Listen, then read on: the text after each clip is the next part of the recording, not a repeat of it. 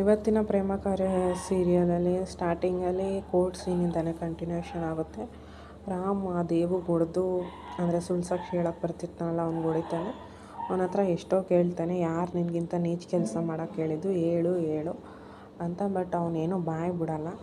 ಇದನ್ನೆಲ್ಲ ನೋಡ್ತಿದ್ದು ಪ್ರೇಮಂಗೆ ತುಂಬ ಸಂತೋಷ ಆಗುತ್ತೆ. ಮತ್ತು ಪ್ರೇಮನ ಅಪ್ಪನೂ ಹೇಳ್ತಾರೆ, ನೀನು ಹೇಳೋದು ಮದುವೆ ಆದಮೇಲಿಂದ ನನಗೆ ನಿನ್ನ ಮೇಲೆ ತುಂಬ ಸಿಟ್ಟಿತ್ತು. ಬಟ್ ನೀನು ಈ ಥರ ನನ್ನ ಮಗಳ ಮರ್ಯಾದೆ ಇವತ್ತು ಕಾಪಾಡಿಬಿಟ್ಟಪ್ಪ ಅಂತ ಹೇಳಿದಾಗ ರಾಮ್ ನನ್ನ ಕರ್ತವ್ಯನ ನಾನು ಮಾಡಿದ್ದೀನಿ ಅಂತ ಹೇಳಿ ಅಲ್ಲಿಂದ ಪ್ರೇಮನ ಕರ್ಕೊಂಡು ಎಲ್ಲರೂ ಮನೆಗೆ ಹೋಗ್ತಾರೆ. ನೆಕ್ಸ್ಟ್ ಸೀನಲ್ಲಿ ಪ್ರೋಮೋದಲ್ಲಿ ತೋರಿಸ್ತಾ ಇರೋ ಥರ ಮಹಾದೇವನ ಲಾರಿಗಳು ಸೀಸ್ ಆಗಿರುತ್ತೆ. ಆ ಇನ್ಸ್ಪೆಕ್ಟರು ಇಂಟೆನ್ಷನಲಿನೇ ಮಹಾದೇವನ ಲಾರಿಗಳನ್ನ ಸೀಸ್ ಮಾಡ್ತಾರೆ. ಬಿಕಾಸ್ ಅವನ ಮೇಲೆ ಪ್ರೀವಿಯಸ್ಲಿ ಯಾವುದೋ ಒಂದು ಕಟ್ ಮಾಡಿರೋ ಕೇಸ್ ಇರುತ್ತೆ ಅಂತ ಪೊಲೀಸ್ನವ್ರು ಹೇಳ್ತಾರೆ. ಕೈ ಕಟ್ ಮಾಡಿರೋ ಕೇಸಿಂದನೋ ಅವನೇನು ಇಂಟೆನ್ಷನ್ ಅನ್ನೋದು ಇನ್ನೂ ಕ್ಲಾರಿಟಿಯಾಗಿ ತೋರಿಸಿಲ್ಲ. ಬಟ್ ಮಹಾದೇವಂಗೆ ಫೋನ್ ಮಾಡ್ತಾರೆ. ಮಹಾದೇವಂಗೆ ಫೋನ್ ಮಾಡಿದಾಗ ಮಹಾದೇವ ಹೇಳ್ತಾನೆ, ಪೇಪರ್ಸ್ ಎಲ್ಲ ಕರೆಕ್ಟ್ ಇದೆ, ಇನ್ನೇನಕ್ಕೆ ನೀವು ಸೀಸ್ ಮಾಡ್ತಿರೋದು ಅಂದಾಗ, ಪೇಪರ್ಸ್ ಕರೆಕ್ಟ್ ಇರ್ಬೋದು, ಆದರೆ ಹೆಡ್ಲೈಟ್ ಸರಿ ಇಲ್ಲ, ಮಿರರ್ ಸರಿ ಇಲ್ಲ ಅಂತ ಹೇಳ್ತಾನೆ. ಆಗ ಮಹಾದೇವ, ನಿಮಗೇನು ಅದು ಸರಿ ಇಲ್ಲ ತಾನೇ, ಎಷ್ಟು ಫೈನ್ ಪೇ ಮಾಡ್ಬೇಕು, ನಾನು ಪೇ ಮಾಡ್ತೀನಿ ಅಂದಾಗ, ಇಲ್ಲ ನಾನು ನಿನ್ನ ಎಷ್ಟು ಫೈನ್ಗೂ ನಾನು ಒಪ್ಪಲ್ಲ, ನೀನು ನನ್ನ ಸ್ಟೇಷನಿಗೆ ಬಂದು ಮೀಟ್ ಮಾಡು, ಇಲ್ಲಾಂದರೆ ನಿನ್ನ ಗಾಡಿ ಬಿಡೋಲ್ಲ ಅಂತ ಹೇಳಿ ಅವನಿಗೆ ವಾರ್ನಿಂಗ್ ಕೊಡ್ತಾನೆ. ಅದಕ್ಕೆ ಮಹಾದೇವ ಇದ್ದವನು, ಸರಿ ಆಯಿತು, ನಿಮ್ಗೇನಾರು ಲಂಚ ಗಿಂಚ ಬೇಕಾ ಹೇಳಿ, ನಾನು ನಮ್ಮ ಹುಡುಗನ ಕೈಲಿ ಕೊಡಿಸ್ತೀನಿ ಅಂತಾನೆ. ಅದಕ್ಕೂ ಸಹ ಪೊಲೀಸ್ನವ್ರು ಒಪ್ಪಲ್ಲ.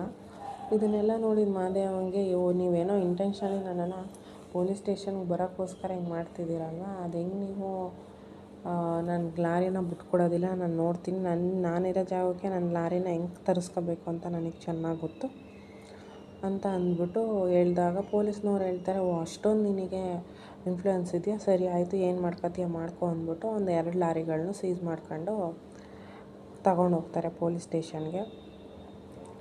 ನೆಕ್ಸ್ಟ್ ಸೀನಲ್ಲಿ ಪ್ರೇಮ ರಾಮ್ಗೆ ಹಾಲು ತಗೊಂಡು ಬಂದು ಕೊಡ್ತಾಳೆ. ಹಾಲು ತಗೊಂಡು ಬಂದು ಕೊಟ್ಟು ಕೇಳ್ತಾಳೆ, ರಾಮ್ ನೀನು ಪೊಲೀಸ್ ಸ್ಟೇಷನಲ್ಲಿ ಒಂದೇ ಒಂದು ಮಾತು ಹೇಳ್ಬೋದಿತ್ತಲ್ಲ, ನನಗೆ ಈ ಮದುವೆ ಇಷ್ಟ ಇಲ್ಲ ಅಂತ ಅಂದಿದ್ರೆ ನಮ್ಮ ಮದುವೆ ಕ್ಯಾನ್ಸಲ್ ಆಗ್ತಿತ್ತಲ್ವ, ನೀನು ಆರಾಮಾಗಿರ್ಬೋದಿತ್ತಲ್ವ, ಏನಕ್ಕೆ ನೀನು ಹೇಳಲಿಲ್ಲ ಅಂದಿದ್ದಕ್ಕೆ, ನಾನು ಆ ಥರ ಹೇಳಿದರೆ ನಿನ್ನ ಮರ್ಯಾದೆ ಹೋಗ್ತಿತ್ತಲ್ವ ಪ್ರೇಮ,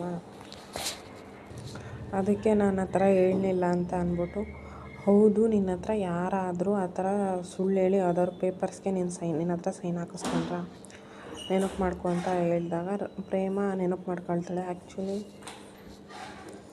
ಪ್ರೇಮ ಪೂಜೆ ಮಾಡ್ತಾ ಕೂತಿರ್ತಾಳೆ. ಮದುವೆ ಆಗಿ ಸ್ಟಾರ್ಟಿಂಗಲ್ಲಿ ಬಂದಾಗ ಪೂರ್ವಿ ಬಂದು ಅವಳ ಹತ್ರ ಇದನ್ನು ರೇಷನ್ ಕಾರ್ಡ್ಗೆ ಅಂತ ಹೇಳಿ ಸುಳ್ಳು ಹೇಳಿ ಸೈನ್ ಹಾಕಿಸ್ಕೊಂಡು ಹೋಗಿರ್ತಾಳೆ.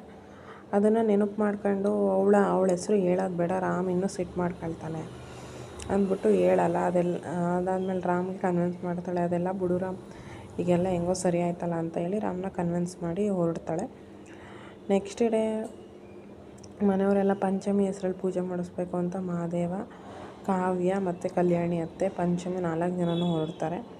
ಇದನ್ನು ನೋಡಿದ ಪೂರ್ವಿ ಮತ್ತು ಅವ್ರ ಮಾವ ಡಿಸ್ಕಷನ್ ಮಾಡ್ತಾಯಿರ್ತಾರೆ. ನೋಡಿ ಮಾವ, ಈ ಪ್ರೇಮ ಕಾವ್ಯ ಬಂದಮೇಲಿಂದ ಇಬ್ಬರು ಸಂತೋಷ ಇದೆ, ನಾವು ಸಂತೋಷವಾಗಿಲ್ಲ ಅಂತ ಹೇಳ್ತಾ ಪೂರ್ವಿಗೆ ಟೆನ್ಷನ್ ಆಗುತ್ತೆ. ಅಲ್ಲ, ಸುಳ್ಳು ಸಾಕ್ಷಿ ಹೇಳಿದ್ದು ಅವನಿಗೆ ಅಣ್ಣ ಹಂಗೆ ಹೊಡೆದ್ನಲ್ಲ, ಇನ್ನೇನಾದರೂ ನಾನೇ ಅವಳ ಹತ್ರ ಆ ಥರ ಸೈನ್ ಹಾಕ್ಸಿರೋದು ಅಂತ ಗೊತ್ತಾದರೆ ಅಣ್ಣ ನನಗೇನು ಮಾಡಲ್ಲ ಅಂತ ಮಾತಾಡ್ತಾ ಇರೋದನ್ನ ಪ್ರೇಮ ಹಿಂದೆ ನಿಂತ್ಕೊಂಡು ಕೇಳಿಸ್ಕೊಂಡು ಬಂದು ಕೇಳ್ತಾಳೆ, ಯಾಕೆ ಪೂರ್ವಿ ಹಿಂಗೆ ಮಾಡಿದೆ ಅಂತ ಕೇಳಿದಾಗ ಅವಳೇನೂ ಉತ್ತರ ಕೊಡಲ್ಲ ಪೂರ್ವಿ. ಅದೇ ಇವತ್ತಿನ ಅಪ್ಡೇಟು. ನೆಕ್ಸ್ಟ್ ಎಪಿಸೋಡಲ್ಲಿ ಪೊಲೀಸ್ನವರು ಸಹ ಇವ್ರು ಹೋಗಿರ್ತಾರಲ್ಲ, ಪಂಚಮಿ ಹೆಸರಲ್ಲಿ ಪೂಜೆ ಮಾಡ್ಸೋಕೆ ಹೋಗಿರ್ತಾರೆ ಆ ದೇವಸ್ಥಾನಕ್ಕೆ ಹೋಗ್ತಾರೆ.